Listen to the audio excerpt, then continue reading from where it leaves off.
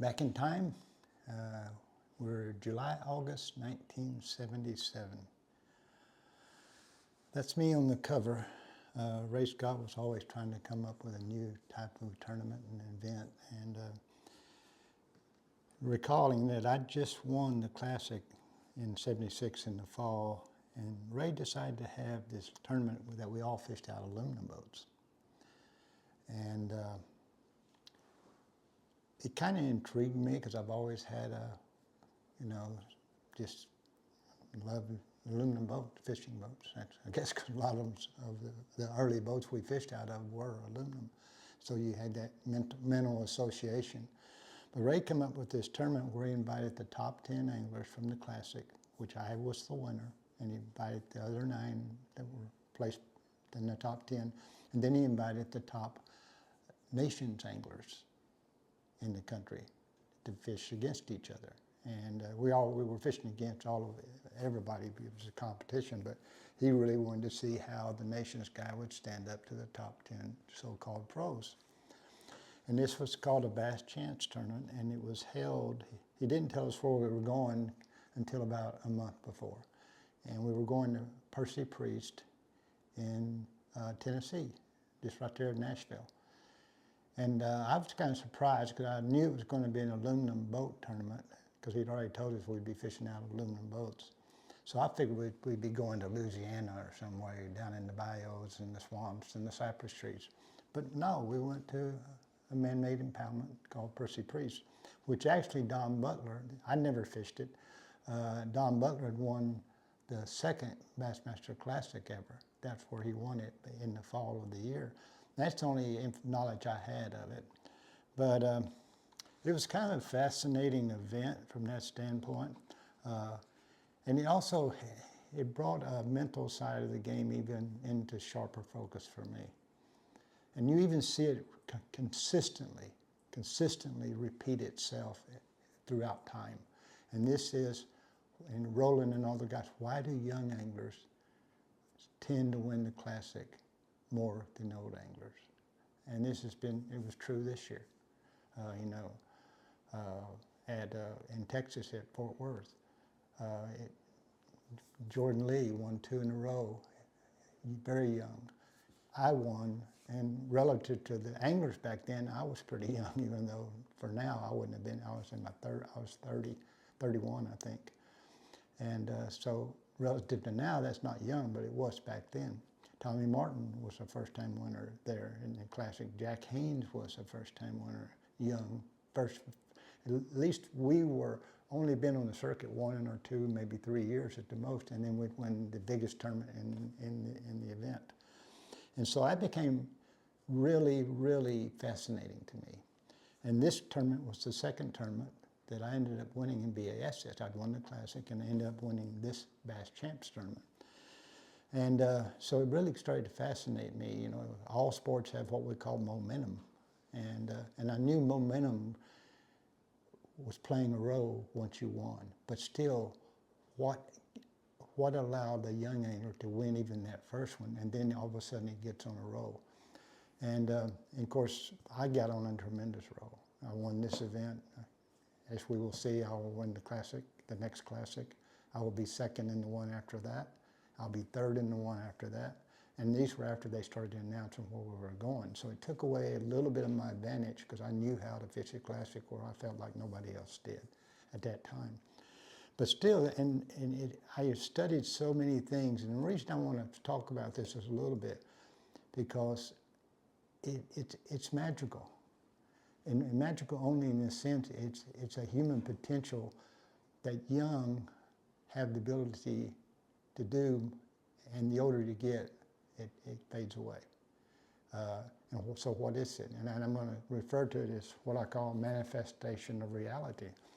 Well, what does that mean? I'm going to read you kind of because I'll rip it up, but it's basically, it's a conscious effort by a person, and it's driven by your dreams and your desires. And most importantly, your dreams. And young people dream a lot more than old people about. And when you apply to those dreams positive attitude, pure, clear intentions, and several other things, all of a sudden you actually manifest that dream into reality. And of course, this is controversial in certain people's ways of thinking, but it's so true. It's so true. There's a lot of key elements in it.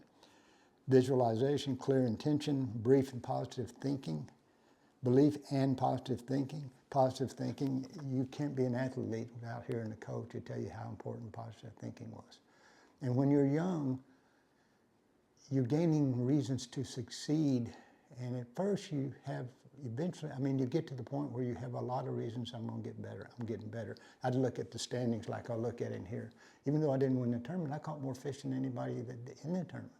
And so I had all these positive things that I was getting better. I was getting closer to succeeding.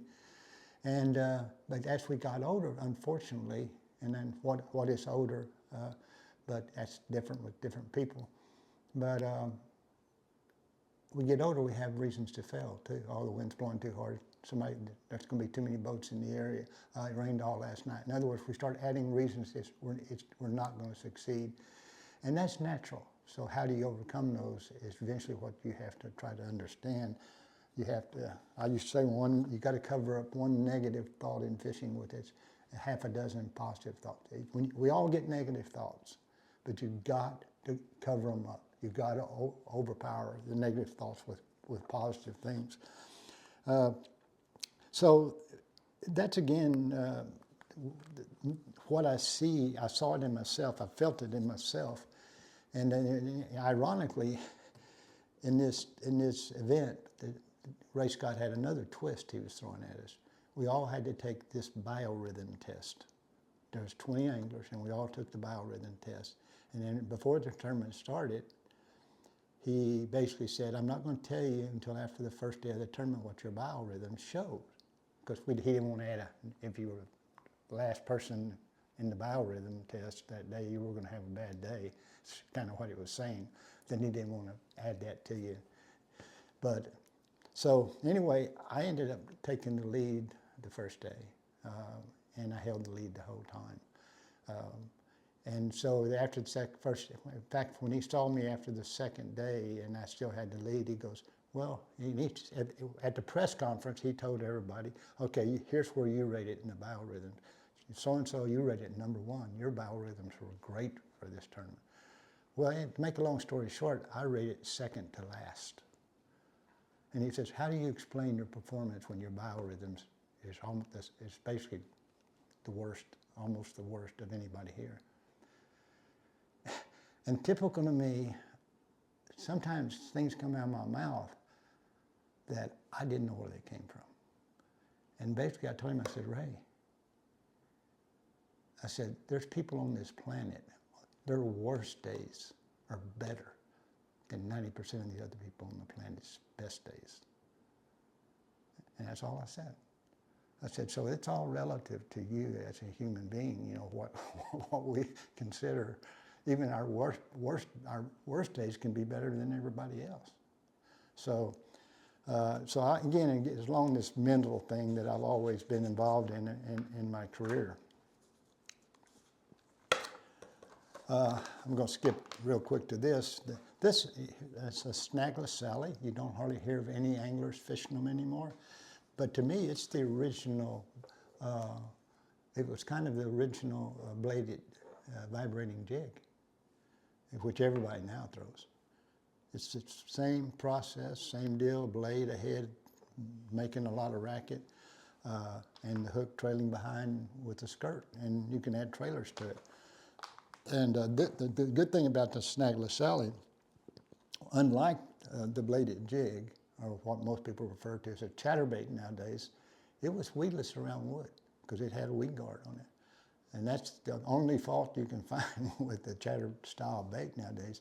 It's great around vegetation and open water, but if it gets around wood, it's going to grab hold of it.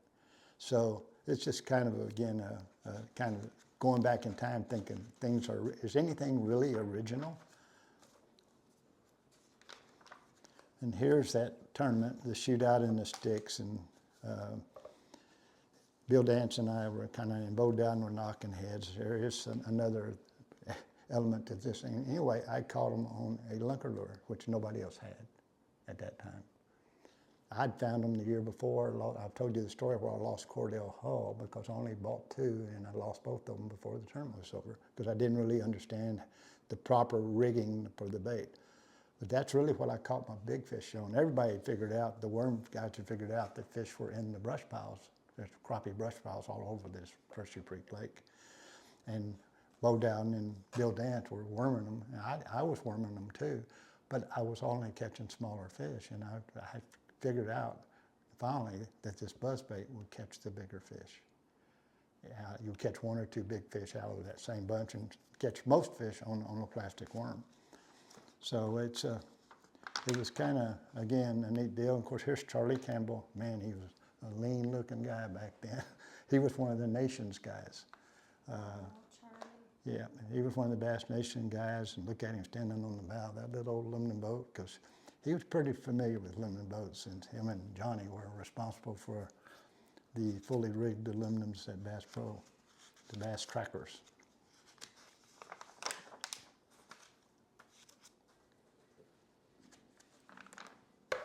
And here's the standings in that tournament, and the reason I'm bringing them out is, remember who was second in the Classic? These were similar type events, but the Classic, Bowdown, and here he is second behind me again. I don't know why that man did not hate me, but he was always so gracious and kind. I think Bill Dance was third, no, Bowdown, Paul Chambly, and of course Charlie Campbell was probably the only, and maybe Paul Chambly were the only Nations. No, Rick Garlock from Mountain Home, Arkansas, he was probably a Nations angler. Billy Phillips was. So they had about 50-50 in the top 10, Nations versus pros. Anyway, that was the August 1977 event. And the world was changing for me very quickly. But it intrigued me again. The mental part of the game got more and more intriguing. And I see it replicating itself, you know, even in modern times. This mental, positive thing that we have as humans, and hope. And the young seem to be more powerful with it. They still believe in hope. They still believe in dreams coming true. As we get older, unfortunately, sadly, we don't have that strong a feeling about those things. Life has kind of made us, you know, a little bit more pessimistic, unfortunately. But those are still so powerful in life, and whatever you do. It's those things that your coach told you every time you ever talked to a coach in your life. Your dad told you, your mom told you. And yet, what really allows some people to achieve it and others don't? And it's the laws of manifestation, which are pure thoughts, pure intentions, real positive belief. There's a lot of positive or false belief, fake belief, because back in your subconscious you say, well, I ain't really going to win this, even though I think I'm going to win this. Your ego says one thing and your subconscious is overriding it. So again, July, August 1977.